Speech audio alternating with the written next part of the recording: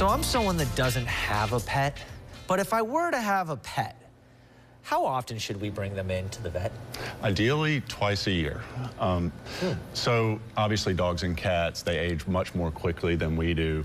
And, if you can at least get them in twice a year, there's two opportunities for the vet to pick up on things as they begin to go downhill early before it becomes a huge problem. Do people tend to forget to take their pets in? Because you take someone like me, sometimes I forget to go do my yearly dentist or every 6 months, right? I mean, those are things that we should do, checking physicals, all kinds of stuff. Animals are the same way because that's kind of what we are too. Yeah, essentially. So yeah, we do have people that forget. We try our best to remind them via text, email, and phone calls, but unfortunately it does happen where there's a mass on Fluffy's tummy and now it's time to go and we haven't been for 2 years. And there's several other things that we need to catch up on as well. So it's fairly common. They probably think you're just doing it for money and it's like, no, I'm doing this for your pet's health. We're doing it, I would much rather clean your dog's teeth than have to pull 8 of them. It's better for the dog, it's better for your pocketbook. We're trying to do what's best for the pet. Right, where it could end up costing you more if you don't actually bring them in every 6 months. Exactly. That's interesting. Exactly. You think, oh, I'm just saving money, maybe I'll skip one. It's like, no, that actually may be costful. And what are some other warning signs? Maybe let's go this route.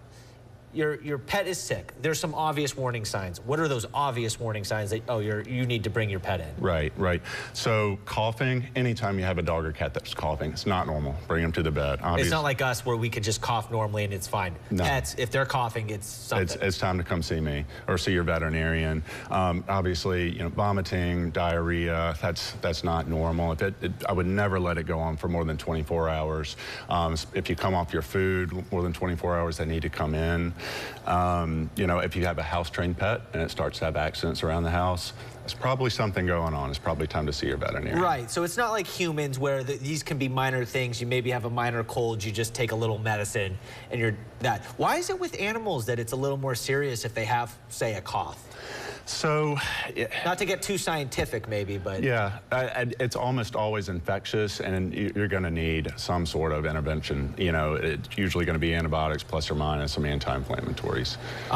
Warning signs that aren't there. I mean, these are maybe the invisible things, because sometimes, we could have COVID and we don't know until all of a sudden a warning sign, or even, more serious stuff like cancer, you may not even see it right away. Is there anything you can do for those invisible things, or any kind of like maybe the dog just isn't running anymore? Or? Absolutely. So at my clinic, after age 7, we recommend, a geriatric workup. So it's basic blood work, kidney values, liver values, what are your electrolytes and your sugar doing? There's so many times we'll find bad urinary tract infections that the owner had no idea about. Is your blood pressure starting to creep up? What's the thyroid doing in a kitty cat? All those things that we're looking for. You can change the diet for early kidney disease. Diabetes, obviously we got to go down that route too. But other things for non-geriatric patients would be heartworm testing and fecal testing for intestinal parasites. You don't know unless you run that test, and you need to know so you can treat the heartworms early, or if you have whipworms or hookworms, you need to get on a dewormer for that. Let's talk about your business a little bit here. Name of it and where it is and what you guys do. Obviously you guys are a veterinarian. Yeah, sure. So we're Ridgetown Animal Clinic. We're located on Highway 51 in Ridgeland. Companion animal exclusive, meaning we just do dogs and cats. My wife and I purchased the clinic in 2019 from Dr. Scott Segrist, and he started it in 1986. We specialize in preventative and wellness care like we've been talking about, but we do have a focus on more complex internal medicine workups and surgical cases. So no lizards, no snakes? No lizards, no snakes, please no. What got you to not do any of those? Because some vets would take in a possum. Yeah. And there are pet possums here. I know. It's just not my forte or my interest. Yeah. There are several around here that are really good at it, and we kind of let them do the exotics. How different are cats and dogs? They're very different. Cats are not little dogs.